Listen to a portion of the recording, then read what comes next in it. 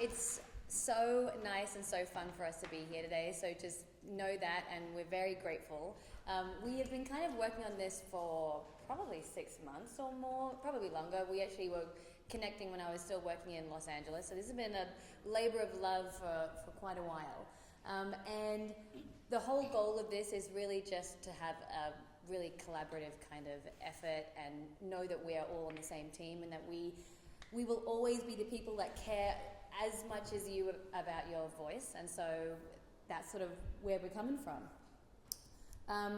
This is our team. So Dr. Smith is our fearless leader. She is the chief of our division. And then Dr. Stinnett is currently operating. She is planning on being here, but we'll see how that goes. Then there's me, and then we have Nicole, who's our PA in our group.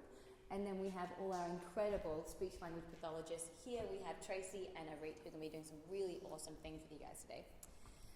So first things first, this is just a little introduction part. So, we know that voice care is an absolute team sport. So it starts with you guys at the center. With you guys at the center, and there are several very important people outside helping and supporting you guys. So your primary care providers are a really key person because they keep you physically fit and healthy and able to have a nice voice. Laryngologists, so we are in the background. We also have our speech language pathologist, and then your voice teacher is also one of the most fundamentally important people for you guys with your voice. And we feel that to get the best outcome, all of us need to be on the same page working together. And then this is kind of what the goal of this program is. So ideally we want to, be on the same page with education, so just imparting some basic fundamentals, provide you guys with a individual one-on-one session that goes through your vocal health, your specific issues. So if you have some postnasal drips, some reflux, things like that, we can target those, we can tailor our treatment to that. We want to get a really detailed voice exam, and that is multiple parts for that. So we want to get a good listening exam, we want to get a good visual exam, and then we want to get some sort of structural components too, like the aerodynamics and acoustics. And then once we've done all that, we want to kind of come up with a plan specifically for you to get you good longevity with your voice. And so that's that. In your little pamphlets, in your little folders, you've got some info sheets.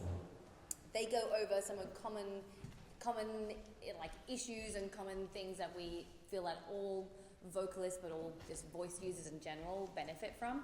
Also has in one of their slots, it's got what to expect from your one-on-one visit. We kind of already briefly chatted about it, but it's also got a bit more detail. So my part of the talk, at the beginning, I'm just going how the voice works, and that's really the real basic stuff. Talking to you guys, you already have a really good understanding of how all this kind of works, but I figure we'll be on the same page initially. So first things, the vocal cords are so small. They are tiny, tiny, tiny. And so this is me measuring some so we call them vocal folds, and I'll talk a bit more about why we call them folds, not vocal cords. But this is me measuring some vocal folds in the operating room. This is a male larynx, which is slightly bigger than a female larynx. And if you look at that is, if we measure, this is where the little pointer gone. Yeah, it's not on my screen, it's on that screen. Fantastic. So this is where they start, that's the vocal process, and this is where they end. So it's at max, it's about 1.5 centimeters in length. They are tiny, and there's so much going on with what they're doing, and they're very, very small. They also, the pitch of the voice kind of dictates how many times they'll touch each other in a second when we're singing or talking or phonating in any way. So lower pitch, they'll vibrate less per second, so 100 times thereabouts. Higher pitch, so the sopranos and the really high will be significantly beyond 250 times per second. And so what does that kind of look like? So if we use some high definition, this is what they look like. So we use a stroboscopy. We use high definition stroboscopy, which syncs a light to the pitch frequency of your voice, and it slows it down so that our naked eye can see them vibrating. So here, this actually is happening. They're touching 200 times per second, but we can see them really beautifully. And that ability to have that slow motion look at the vocal cords is something very unique to the voice center. Not many places have that equipment. And to be able to assess very minute, tiny pathology on the vocal cords, we need to be able to see them interact this way. So what does the throat do? It does a lot of very important and sometimes slightly competing things. So voice is obviously, you guys know that is like a really important thing. Probably the most important thing, and actually what the vocal folds are primarily designed to do, is protect your airway. So the reason we cough, why we can develop annoying throat clearing habits, things like that, is because there is loads of receptors there that are designed to identify anything going down the wrong hole and prevent it going down and coughing it back up. Swallowing, it's actually supremely important for swallowing, and so when we swallow, our entire voice box does a whole bunch of things that allow food to not go into our airway and to go into our food pipe. And then fundamentally important also, of course, is breathing. And so when our vocal cords are open or our vocal folds are opening, we're allowed to breathe, and when we're closing, we can talk and swallow. We're not going to talk too much about this because I don't think it really matters too much, but other than to say there's lots of things going on in the throat. And so we have a whole significant number of cartilages there, and all suspended off, I can't see this here, of course, off our hyoid bone. So here's our kind of open ring bone at the top of the throat. We then have our shield-like cartilage called our thyroid cartilage. That's an incomplete ring, so it's all open at the back. And that's actually what is surrounding our vocal cords or our vocal folds. Then below that, we have our only complete ring of cartilage called our cricoid cartilage, and then it goes to our trachea or our airway. Over on this side, we've got some important arytenoid cartilages. Reason we like those is because that actually is what our vocal folds are suspended off. And these little joints here are opening and closing when we're breathing and talking. Again, I'm not going to go into any real significant detail about this one, but these are just to show that there is a large number of intrinsic laryngeal muscles that are designed to open and close the larynx and to change the shape subtly to create different motions. Same with this one, there is a very large number of extrinsic muscles that attach to the bones and cartilages in the larynx that allow us to go up and down to change the shape when we talk, swallow, breathe. Okay, so how do we generate sound? There are a number of really important components. I will say that the articulators are kind of a little bit of an add-on, but the three main components are the resonators, the vibrator, and the power source. So if we think about the resonators, that is all of our associated tract that helps to change how we sound. And so a lot of what we do is changing the resonance where we feel sound, where we put the sound. And so you guys will be really in tune with how you can change your resonance. And a lot of that, some of that is just basic changes in your anatomy. And so some things you can't change, some things you definitely can change. So this is like nasal cavities, sinuses, this is our pharynx, this is how we can change the shape of our vocal tract. This is the position of our tongue. Is it forward, is it back? That all changes how you resonate. And that kind of will give certain people's voices very unique tone, depth, quality. Our articulators, so this is a little bit of a side on, but I do think it's really important for singing because articulation is a really big part of it. And that is all about tongue placement, interaction with teeth, lips. It kind of dictates the crispness of the sound and the clarity.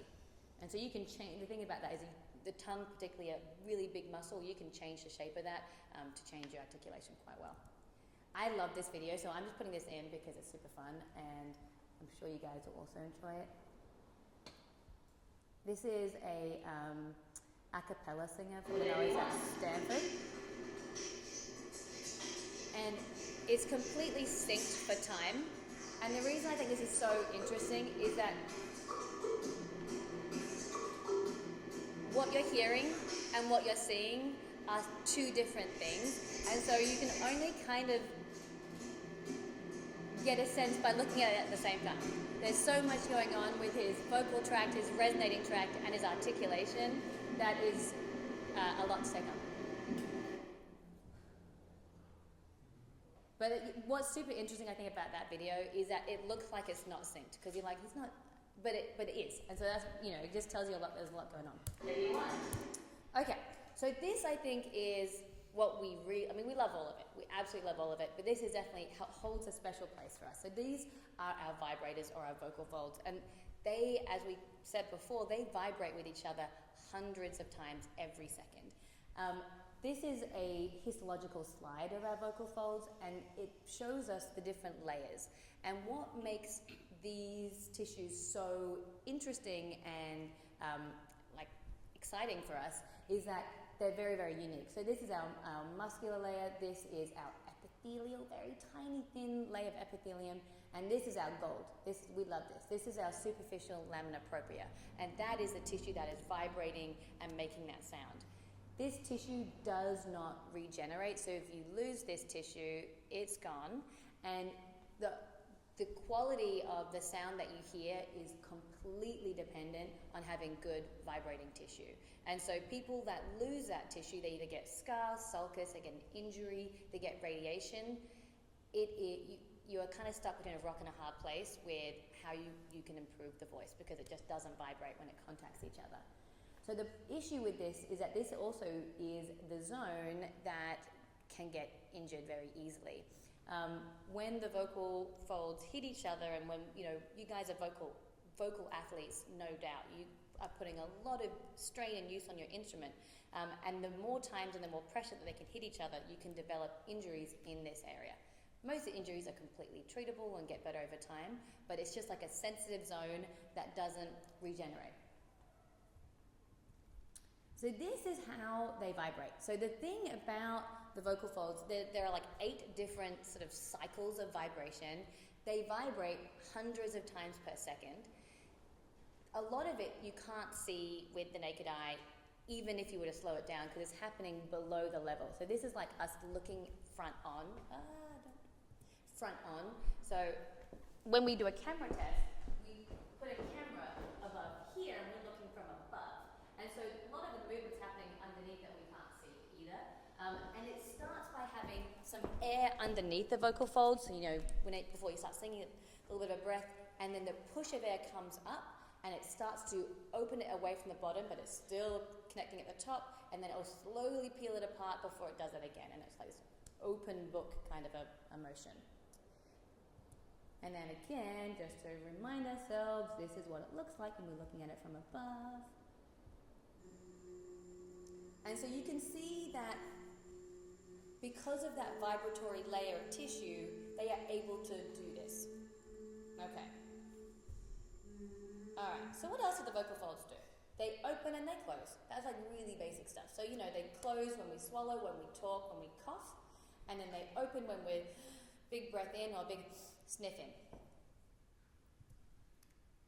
How do they increase pitch? So this is a different muscle that's involved with increasing the pitch. And to increase the pitch, we initiate our cricothyroid muscle, and it increases the tension, increases the length, and reduces, by stretching it, reduces the mouth. I'm not sure if I would.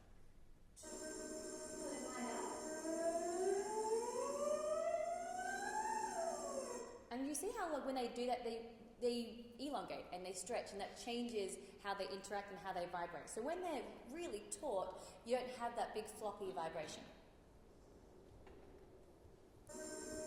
And similarly, when we go down, it's all of the opposite stuff. And those vibrations get really floppy and longer as they get nice and sort of slower with their pitch. And then one other video for showing exactly the same thing. The reason I like this one is it also shows the changes in the vocal tract. So it shows what happens in the throat when we change the pitch.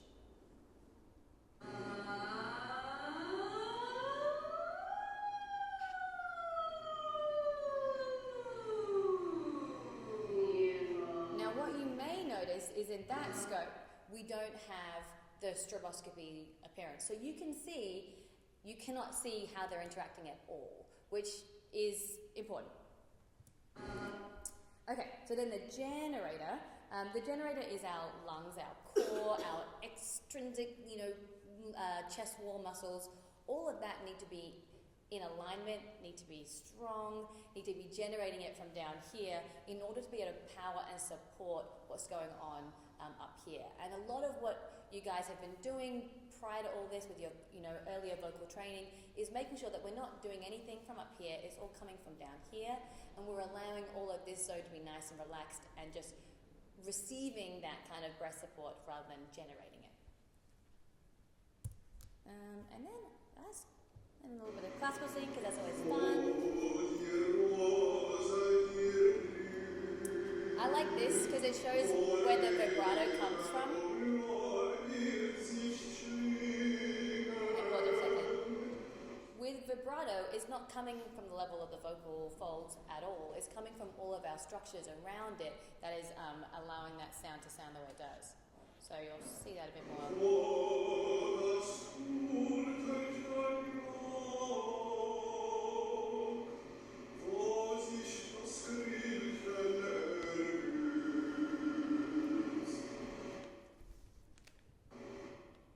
Okay, we're going to get to this a little bit. We'll talk about the one-on-ones and the other stuff next, but that was just some really basic anatomy and physiology before the more interesting stuff later on, okay? All right, I'm going to hand over to Dr. Smith.